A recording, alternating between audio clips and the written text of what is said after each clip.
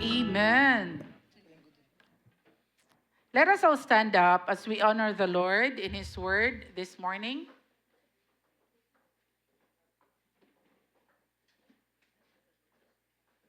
Let us read the Beatitudes, Matthew chapter 5, verse 3 to 12. Let us all together read. Blessed are the poor in spirit, for theirs is the kingdom of heaven. Blessed are those who mourn, for they will be comforted. Blessed are those who hunger and thirst for righteousness, for they will be filled.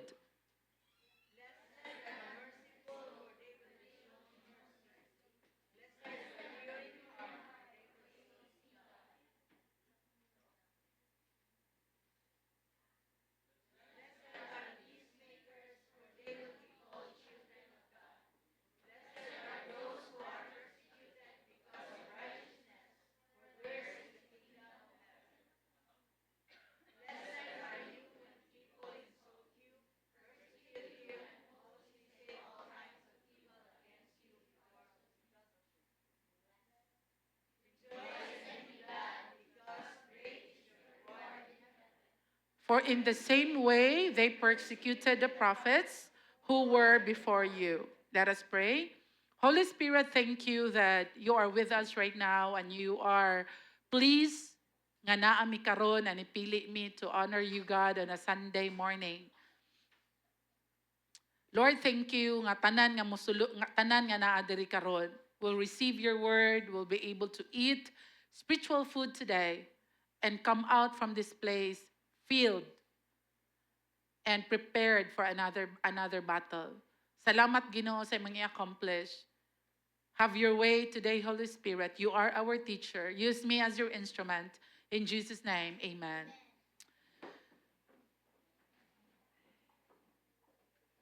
For mid-year Thanksgiving, I wanted to teach on the Beatitudes. And I wanted to shift our mindset to the things that we are supposed to be thankful for. You know, when we look at our lives today and with everything that we are facing, a lot of times we can say na, Lord, naglisod yun ko, struggle yun ko, and murag lisod kayo mag-thanksgiving, lisod kayo to say thank you, God. And that's the very reason why I want you to understand today kung unsa gyud ang pinakalalum nga rason nganong magpasalamat ka sa Dios. Ug unsa gyud gitudlo sa Bible sa unsay dapat pasalamatan. When my husband arrived last month, si nanay nako nang invite nga moadto mi og bukid sa Talakag and mag-tent mi didto for overnight, no? So mga 2 days mi nagstay sa bukid sa Talakag, sa Bukidnon, sa friends ako nanay, si Auntie Inday. And one of the things na akong gihuna-huna is gonna be hard. Lisod yun siguro kaayo ni. First time na ako matulog og tent, first time sa akong mga anak, and sa bukid siya. So sige ko guna-huna, basin dili jud mi ani makasleep or basin dagag lamok, and I'm thinking of course, basin unsa ka ang lamok dadto, wala ba kay dengue na? So ang atong concern are these things. Naa ba kay water supply? Unsa ba kaha didto ang sitwasyon? Naa ba kay CR and all? And you know, ni ana si nanay na naay tubig, dayon naara po'y CR.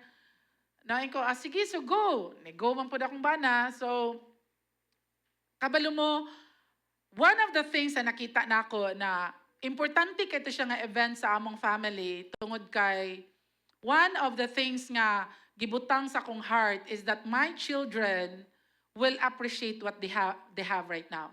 Maka-encounter sila og real life experience para mas masabta nila og ma-appreciate nila kung unsay naa nila karon. Akong mga anak natulog sa usa ka balay nga maayo tungod kay naning kamot man ta ginikanan para ma-provide na para sa ilaa. Ako mga anak dili sila makatulog og dili aircon. Naanad man sila aircon. Kay amo man gi-provide sa ila pagkataho nila aircon naman. No? So kami man ang murag okay ing ani nga kind of life ang ilang i-live. Of course, no? Kay kita nga wala nagdako ana, maningkamot ta nga mauna nga life ang atong mapasulay sa atong mga anak. Kay unta kasulay ana. Ako mga anak dili na mo sapatos og dili maayo nga sapatos. Gipasulay sila sa kumbana og sapatos nga rubber. Kanang tag 200 lang kapin ba? And they're very happy wearing it in school. Like ako, I would buy like GB, mga ingana ginano. Tag 2,000, kapin, 3,000 na sapatos. But ana akong bana, pasulayan na silang tag 200, 300 nga sapatos. And ilag yun ang i-wear sa school and they're okay with it. They're comfortable with it. Pwede raman yun ay. No? Mas kwela ko sa una, buslot mong akong sapatos. So I always wanted my children na may yung sapatos. Pero gipasulay sila sa akong banag, pwede rin yun rubber nga sapatos. And malipay pa sila kay kung mag-ulan, okay ra gyud, no? Pag-adto na mo sa bukid, dili kutson among gihigdaan kay tent lang man. Walay aircon, igang ato nga time. And ang CR walay suga, sungit-ngit.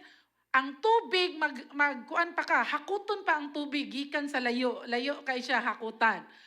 Nya kung maligo ka kinahanglan puso. Magpuso ka, no? And then layo siya. Mao ni among gistayhan, layo pa gyud ang puso. No? Mukuan pa kag murag bungtod ana para makaadto ka sa puso. And wala mi gadalag mineral water. So ang water nga among giinom is tubig gyud didto. No? So niingon sila na okay ra man gyud among tubig gikan sa puso. So Lord salamat na among mga tiyan okay ra mi no way kalibangaon namo. Kay wa mi gadalag mineral water. But one thing igsuon nga na-shift sa akong mind o sa mind sa akong mga anak is you appreciate what you have. You know, na-appreciate nila nga kutson ang amo ang tulugan sa gabi sa among house. Kay lisod day matulog ang gahi kay imong likod. And no, you know, ako youngest si David said, Mama, thank you kay nga nagbay kag kutson di ay para sa amo. Hard man di ay kay mag-sleep kung dili kutson. But kung naanad po kag dili kutson, makatulog ra gyud ka, of course. Anad-anad ra man na. Appreciating what you have. Kana bitang sa among balay pag maligo sila shower because we're paying for electric para sa pump that ang water ing ana siya you could enjoy shower.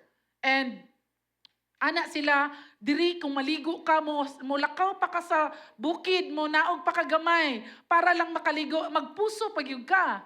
Ayha ka makaligo. And insa sa balay, pag adto na mo sa CR, we could use water and then naay shower. And you know, these things, dili nimo siya ma-appreciate kung wala nimo siya na-experience.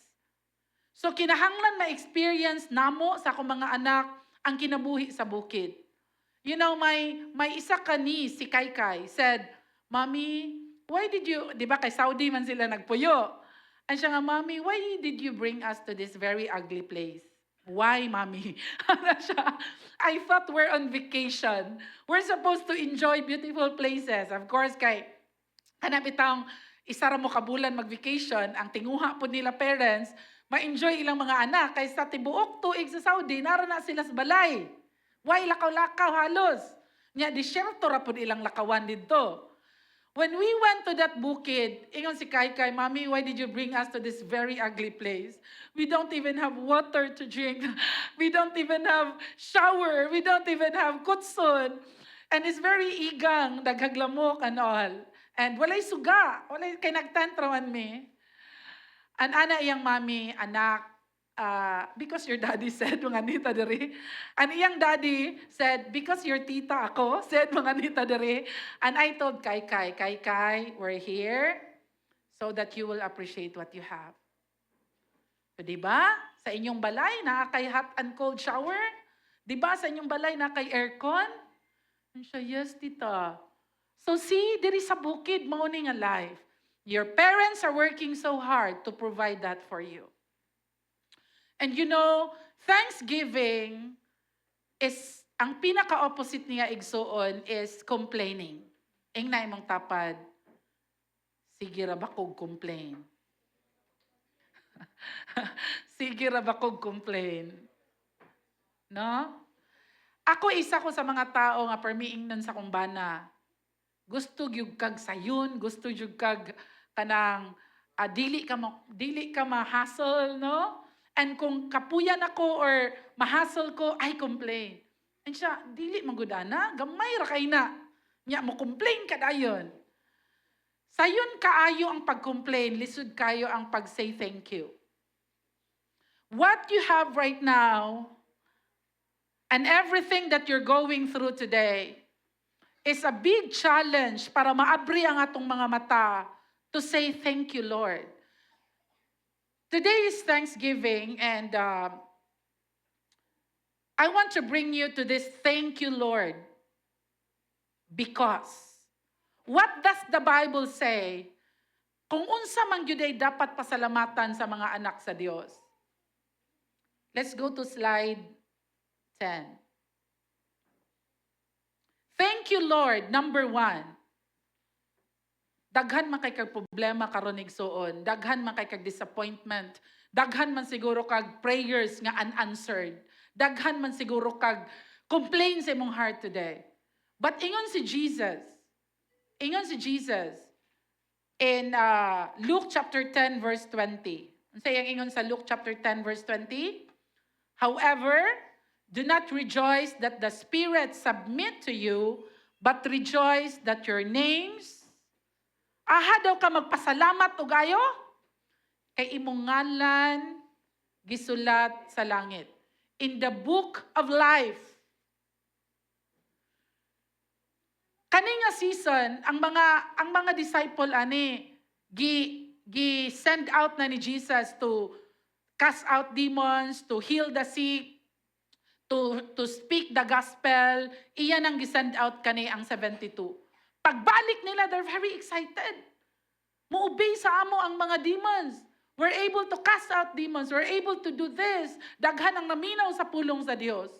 Ingon si Jesus, kabalo mo asa mo magpasalamat og magmaya og malipay og ayo? Dili kay unsay na-accomplish nimo. Unsa ka kamaayo or unsay giftings nimo or who you are right now as a person. But asa ka magpasalamat og ayo tungod kay sigurado ka nga imong ngalan gisulat sa libro sa kinabuhi. Your names are written in heaven. Igsuon maayo kay ang yawa mo twist para imong heart mahimo siyang complaining. Because kani, grabe ni, dugay na kay ko nagampo, wala gihapon. Kani, grabe, bati ki ang nahitabo. Igsuon, ang fact or ang truth nga ang imong ngalan nasulat sa libro sa kinabuhi, that is something that we can thank God for. Makaingon gyud ka nga, salamat na kung mamatay ko, langit ko padulong. Unsa man ang pinaka-concern nato? In the book of Matthew chapter 6, unsay imong kaunon, unsay imong ugma, unsay imong sininaon, maunsa na lang mi kung wa mi aircon, unsa na lang ka kung wala mi, unsa na lang kag mawala ni samua, unsa na lang kag di na ko ka-afford og kani kana. We're so concerned, ana. And legit na siya nga concern. Kay naa pa man paaning kalibutana. But the truth is, kung mamatay ta igsuon, sigurado ka nga langit ka padulong, then that would be something nga makaingon kag, thank you, Lord. Bahalag mag-suffer siguro ko aning kalibutana, bahala siguro glisod akong agian aning kalibutana. Salamat gihapon kayo, Ginoo. In the natural, sa tanan nga bati nga nahitabo nato igsuon, makaana ta, di na ko katulog, di na ko okay, nag-worry, nagyugkog ayo. And kinahanglan ta mo decide nga dili di ay ang temporary. Kaning kalibutana, what you have, maunsa ka, ugma. Dili day kana mo'y pinaka-important igsuon, but eternity. Eternity. Number 2, sa Beatitude. In verse 3, Matthew 5 verse 3. Blessed are the poor in spirit, for theirs is the kingdom of heaven. And we can say, Thank you, Lord, because. So our pinakauna nga statement is, thank you, Lord, because I am poor in spirit and mine is the kingdom of heaven. Unsa day pasabot aning poor ka in spirit? Poor in spirit means that it refers to recognizing our spiritual poverty before God. Kana bitang, Lord, before you, I am nothing. Murag, Lord, kung biyaan bitaw ko nimog, maskin gamay lang yung kay nga moment, asa na lang yung ko puniton. Poor in spirit. Your total dependence to God. What the world teaches us is independent spirit. What social media teaches us is independent spirit. Mabuhi ra kag ikaw ra. Kaya ra nimo walay mo tabang nimo. Kaya ra nimo wala kay asawa, kaya ra nimo wala kay bana. Kaya ra nimo biyaan kanila tanan. Independent spirit. Because maunay gitudlo sa atua. Igsoon, ang gusto sa Dios is mahimo kang poor in spirit. Wherein, Lord, tabangi gyud ko. Lord, I need you. Bahalag biyaan ko nila tanan. Basta kay naa lang ka, Lord. Okay ra gyud ko. Kaya of course, you cannot force people to be in your life if they don't want to. Mauna, igsuon nga ang pagka-poor in spirit, blessed, happy. Ang pasabot aning blessed is happy, favored. Ang tao daw kuno nga nag-recognize siya sa iyang spiritual poverty before God, iyang total dependence to God, o iyang inability nga maluwas niya iyang kaugalingon. Nakasabot ka nga akong kaluwasan, dili sa akong good works, dili sa akong giving, dili sa akong pagsimba sa church. Akong kaluwasan, it is acknowledging that Jesus died for me. Namatay si Jesus para sa akong mga sala. Anabanhaw siya after 3 days. Anituo ko ana. I believe that He died for my sins. And then nabanhaw siya for 3 days. And iyasad kong bag-uhon. Gikan sa kinabuhi sa pagkamakasasala. And your changed life, repentant ni mga kinabuhi, mao na siya'y timailhan na tinuod ka na kaila Ginoo. Many of us are thinking, nga kung sige kog simba taga Domingo, kung magtinarong ko, maluwas ko. Igso, no. Naluwas ka because nituo ka sa gibuhat ni Jesus sa cross. And dili po tinuod nga luwas ang tawo nga nag-ingon sa iyang baba na kaila siya Dios, pero nagpadayon siya buhat og sala. That's bluffing. Kung mamatay ka karon and you're sinning, I don't think you will go to heaven. That's why ingon si Jesus, why do you say, Lord, Lord? I don't even know you. Because you cannot mock God. Ingon ang book of Galatians, man will reap unsa iyang gitanom. You will say today, kaila ko Ginoo, but you're living in sin. Igsoon, you're bluffing. You don't know God. Your God is holy, and we should fear Him. Mauday na ang tinuod diay nga nakailag Dios is magrepent siya sa iyang sin and say, Lord, I will stop this. Because binuangan raman ako kung kaugalingon. Kung mamatay ko karon, imperno gyud ko padulong. Because walay dawaton sa langit nga tawo nga nagpractice og sala. Ang dawaton didto nakasala ni undang og buhat og sala. Mao nay tinuod na nakaila Ginoo. Ingna imong tapad pag undang na gyud. Kay og mamatay ka karon, basin igsuon og agoy di ta magkita. Amen. Kana bitang mga namatay o very young. Kabantay mo anang namatay ba nga very young pa? Maka-question jud ko ana, no? Lord, kabata pa ani nila. Oy, anong imo naman ni silang gikuha? And one of the things na ako na-realize is that lain-lain yun og timeline ang tao. You really cannot say nga matigulang pa man ko, ay na ko magbago. What if ugma ra day kataman? Sometimes na we have this idea nga matigulang pa man ko, ay hanan ako ni tarungon akong kinabuhi. Next ko ana. Siguro mga 2 years from now, no? You plan your life. And then boom, what if death will come? No, it's so hard. It's so hard na ikaw mo ni plano sa imong kinabuhi niya. Na ay Dios nga diri ra gyud kataman. Now, kinanglan ready ka, no? Because death is like a thief. Second nga pasalamatan nato ni Lord is verse 4. Blessed are those who mourn, for they shall be comforted. We can say, Lord, thank you. Thank you, Lord, because I am mourning. I am not okay. Na ay nawala sa kuha, and I am mourning. It is so hard to say thank you, Lord, when life is tough and when something is mawala sa imoa. It may be death of someone you love, or maybe a certain big amount of money that you lost. Maybe a friend betrayed you and you're mourning. No, maybe a dream crashed down and then you're mourning because grabe, kani nga damgo dili naman gyud siguro ni mahitabo. And you're mourning. Di ka okay. Ingon ang Bible, blessed are those who mourn because they shall be comforted. We are to say thank you, Lord, because I am mourning right now. I will experience real comfort from you that no one could ever give it to me.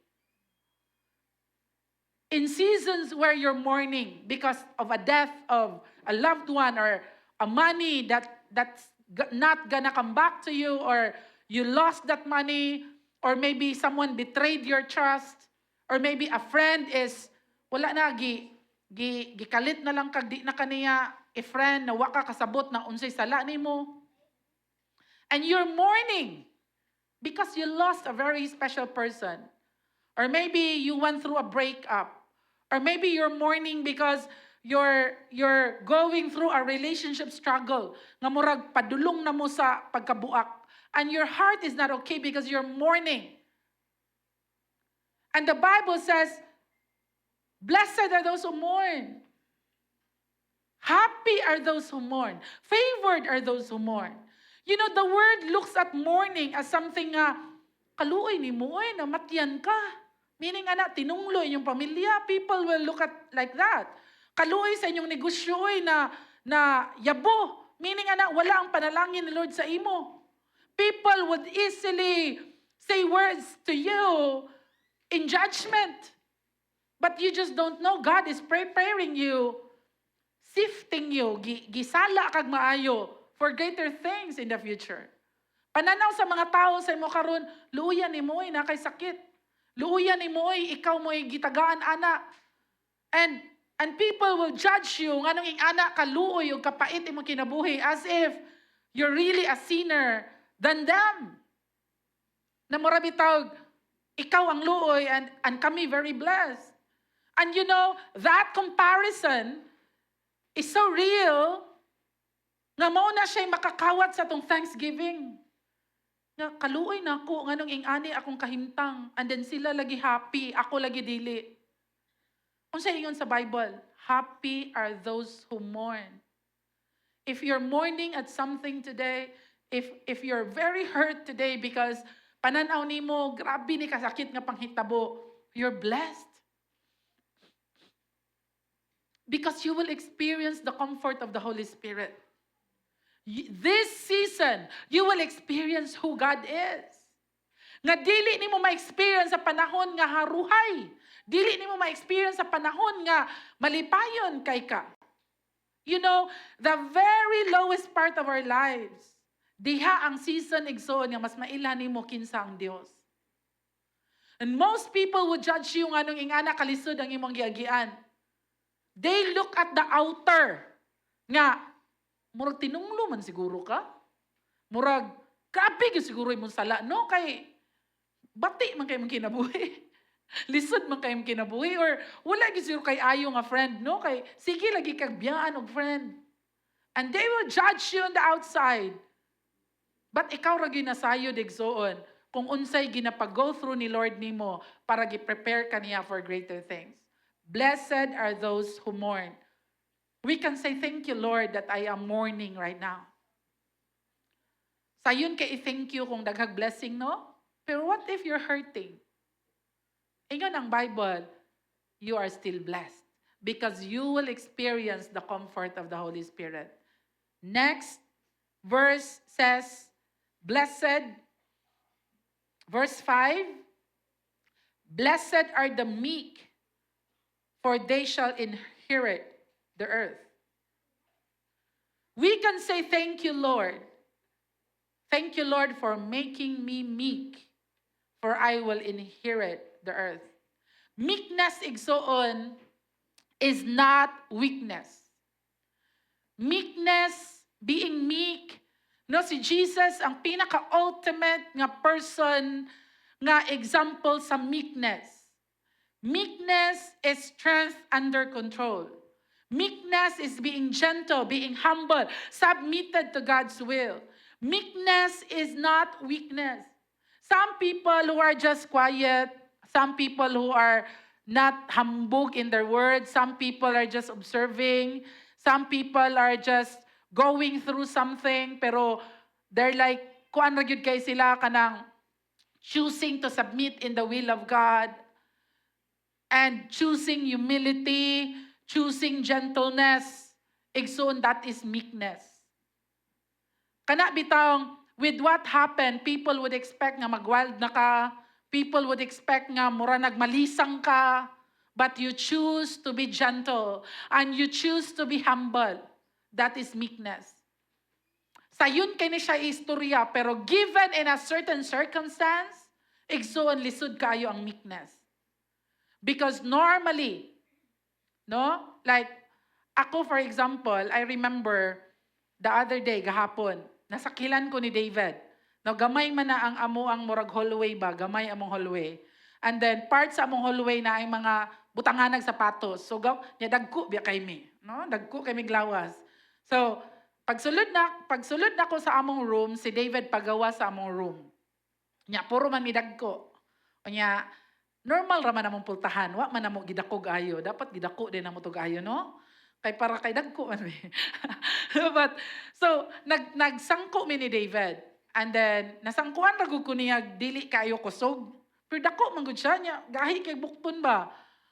So pag ana niya nako, anako, David, ayaw ra gyud kog bangga iba. Ana siya, ma, wala man ti kagibanggaan. Para nako gibanggaan ko niya, para niya wala ti kagibanggaan. Nilakaw ra gyud siya. Nya ako pasulod, paana mi ba, pa-opposite mi. And our tendency is that mubursta because we're not comfortable or nasakitan ta. It's so hard to be meek. Because ang tao nga meek is ang tao nga will choose to be gentle maski lisod na kaya ang situation. No? And you know, meekness is sometimes seen as weakness. Murag nga di makamutingog. Murag nga di man may defend himself. Murag nga nung musugot ramang kaing anaon. Murag naon sa day ka, nga nung dili man ka. No? And people don't understand that meekness is something para sa kalibutan, kuan kanang women power, kanang your rights, ana gina no? Kanang fight for it or ana ra. But meekness is I need to be gentle and I choose to be humble and I choose to speak at the right time. And it is so challenging. And the Bible says, you shall inherit the earth. We can say, thank you, Lord. Thank you, Lord, for you are making me meek. Thank you, Lord. Because kung wala ang grasya sa Ginoo, unsa na lang kayo magawa sa itong baba? Kung wala ang grasya sa Ginoo, unsa na lang ka-insult atong mahatag sa uban? Kung wala ang grasya sa Ginoo, unya giing-ani na ka, giing-ana na ka, unsa na lang kahain mong mga actions. But being meek igsoon is not weakness, but it is strength under control. In verse 6, blessed are those who hunger and thirst for righteousness, for they shall be satisfied. We can say thank you, Lord, because I am always hungry. and thirsty for righteousness. You know, most people would just, when they're tempted, they would blame someone. Imo magugunggitintal mo nang nakasala ko. Ikaw manggod, mo nang nabuhat na ko ni. Ikaw manggod. Most students would say, mo nang dili ko ka eskwela college, kay akong parents, di magud ka pa eskwela na ako. When you hunger, you thirst for righteousness, you would say, Lord, I will do what I can do to make it right. Unsay pwede na ko mabuhat nga insakto para makabarug ko nga matarong, buhaton ako na Ginoo. And when you're going through grabbing a temptation, and when you're going through grabbing a kalisod, and you hunger and thirst for righteousness, meaning you choose to do what is right, you choose to be pleasing before the Lord, you are blessed. And the Bible says, you will be satisfied. In verse 7, we can say, thank you, Lord, that you are making me merciful.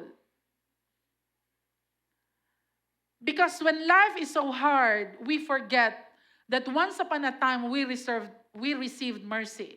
We received mercy from God and mercy from people. And kung ikaw na ang naa sa sitwasyon, maglisod kag hatag o kaluoy sa uban. We have this tendency to judge and talk negatively to people. Malimot ta that once upon a time, ako sad naglisod, and ang Ginoo naluoy sa ako. And nag-send po siya mga tao nga maluoy sa ako. And when you're merciful, igsoon, we can say, thank you, Lord. Thank you, Lord, that you're making me merciful. And the Bible says, if you're merciful, padayon ka maka-receive og mercy. Choosing to say thank you, Lord, for making me merciful. And in verse 8, blessed are the pure in heart, for they will see God. A pure heart means undivided devotion and moral integrity. A pure heart understands that you're a child of God and you're a sinner and you always need God. Not a moment nga makaya nimo nga wala kay lig-on nga relasyon sa Ginoo, or else you'll be broken again and sinning again and living a life that is apart from God. A pure heart is a heart that is devoted to God.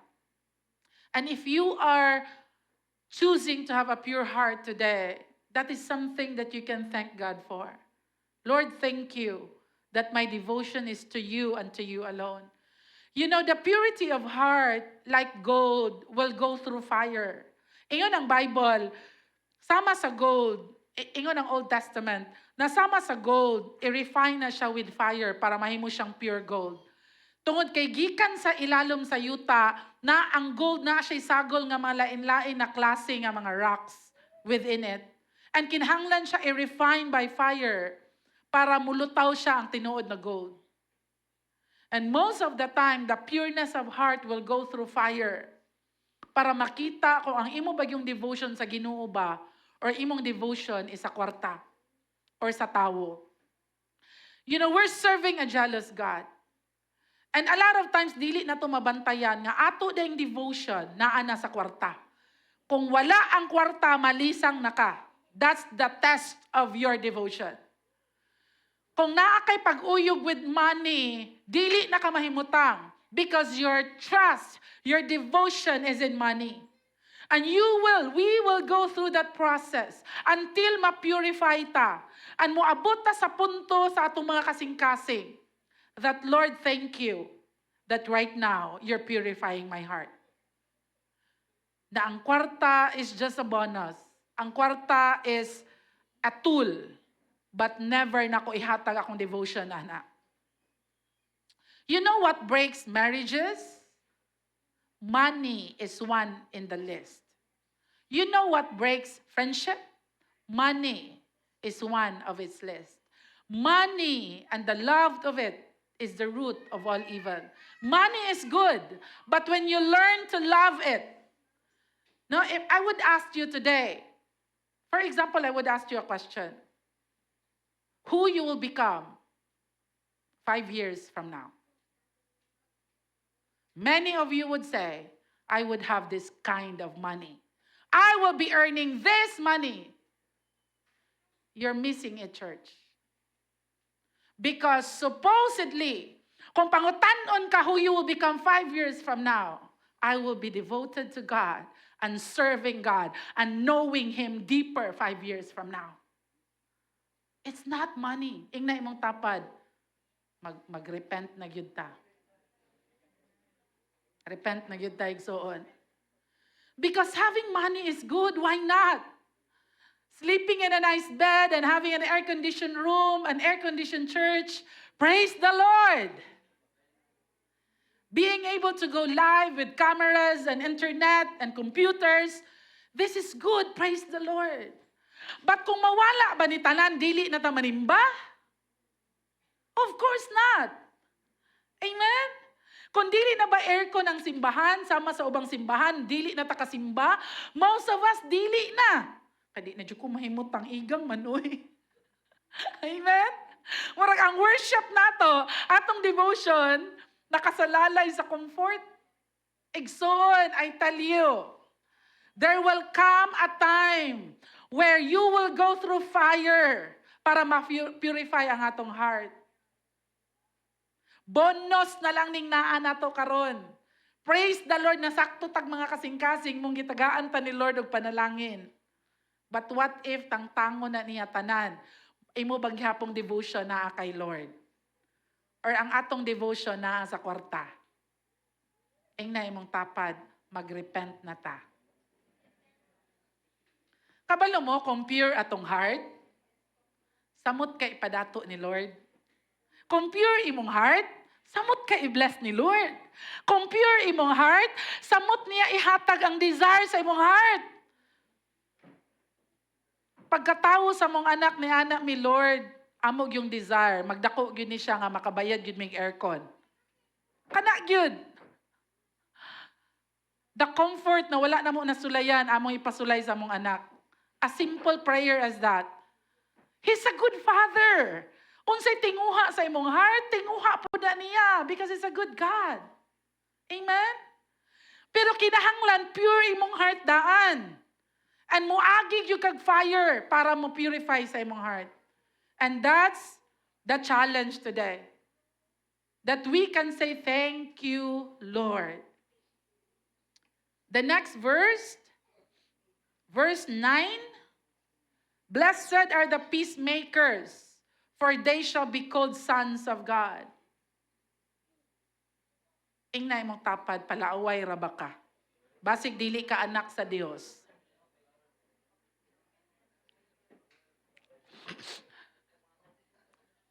Palaaway ka? Basin dili yung katinuod anak sa Dios. Ingon akong bana, palaaway raba ka. Pasaylo ami Ginoo. Pero need man gyud awayon para makamata. Ano no? Palusot ba? But you know, peacemakers, igsoon, is a proof that you're a child of God. And it is very challenging. If you're a peacemaker today, thank you, Lord, because you're a peacemaker. Kaya nimo nga, dili na lang sa iyo kumutingog. Kaya nimo nga pugnan nimo kaugalingon para naay kalinaw. Kaya nimo nga, Lord, ikaw na gyud mag-igo ani. Dili ka diretso mo banghag. And labaw sa tanan kung naay nag-away, ikaw mapig-uli sa ila. That is peacemaker. Ikaw ang may mong tulay para sila mag-uli. That's being a peacemaker. And you will be called sons of God. And the next verse, verse 10, blessed are those who are persecuted for righteousness' sake, for theirs is the kingdom of heaven. Igsoon, suffering is but part of Christianity. If you're thinking today that I am a Christian, why am I suffering? That's a wrong question. In our Christian ethics na class, you know, a lot of times we have this mindset na kung anak ko Ginoo, dapat walay kagubot. Dapat kung anak ko sa Ginoo, walay suffering. Dapat okay kaayo akong kinabuhi. You are wrong. Your theology is wrong. You have been taught the wrong way as a Christian growing up. Because suffering is part of Christianity. Walay disipulo igsuon nga wala ni agi grabe nga suffering for Jesus. An kita gamay lang nga discomfort, likramo tadayon. Gamay lang nga suffering, gayaw-yaw na tadayon. Di na ta okay dayon. Mo breakdown na tadayon. Because sa man nga suffering, oy, grabe na kaayo akong pag-antos. Igsuon, diha kita na sayop. Because kung kinahanglan ka mo antos para sa righteousness, then you are blessed. Ayaw gyud butang sa tungunahuna na exempted ka sa kalisod tungod kay Christian ka. Moagi kag kalisod, moagi kag pagsulay, ang lisod na kinabuhi, but you are blessed. Dili na pasabot na nagsuffer ka, you are doomed or miserable or cursed. No, it's not. Because disciples died very young. Except for John, who wrote Revelations. They died in their prime years. And para nato kung mag-suffer ta, murag asa na makaginoo. Nya atong suffering, compared sa mga disciples, wala ra nakakumingking. Amen? Pila ka milyon nawala sa imoa. And you're suffering right now. And you think it's the end of everything. No, it's not. Amen? Pastor, wala pa man may pila ka milyon. Layo pa gid mis tinuod. Pero it's not the end of everything. Naa kay agian nga suffering, naa kay agian nga kalisod igsuon. But blessed are you. Tungod kay ang learnings nga imong makutlo ana will make you righteous. Amen? Ang journey, ang lessons will prepare you for greater things in the future. And you can still say today, thank you, Lord. Amen? Lastly, blessed are you when you are persecuted, when you're insulted. No, rejoice because your reward is in heaven. Kinsa sa inyo adiri gi-insulto? Kinsa sa inyo diri gi-insulto? O mao na, kaya born again man ka. O karon naglisod ka, kaya nag-born again ka. Ngano di atong wala ka nag-born again? Lisod man sadto. Kinsay nag-ingon nga, nindot kay ang kinabuhi atong di ka born again. Insultuhon ka no? Mauna ka, nag-usap makagrehiyon, mo nang nagsakit ka. Hala, kadyot lang. Nagsakit man po ito among silingan. Amen? You will be insulted. And dapat igsoon, if you're insulted because of Jesus Christ, you will rejoice. And say, thank you, Lord. Thank you, Lord, that I am insulted right now. Because I will see your power, I will see healing, I will see breakthrough, and you will prove to me that you're a good father. Igsuon, the blessings nga atong panghuna-huna right now, layo ra kay tinuod nga blessing. Kining beatitudes igsuon mao ni ang tinuod na blessing. Amen? Not the blessings that you think right now, money, car, sakyanan, balay, the comfort that you have. Pwede na tangtangon tanan sa imuha. And then you can still say, I am blessed because my name is written in heaven. Langit ko padulong. I am blessed because sa kalisod na kong giagian karon, I experience kinsa ang Ginoo. Amen? Do not allow other people to define the real blessing. Because kabalo ka, unsay giingon sa Bible na tinuod na blessing. Bahalag para sa uban. Luoy ka, lisod ka, tinunglo ka.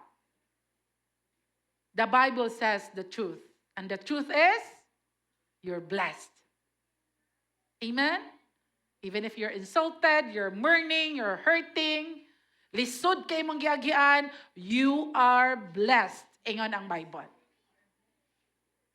Let us all stand up right now.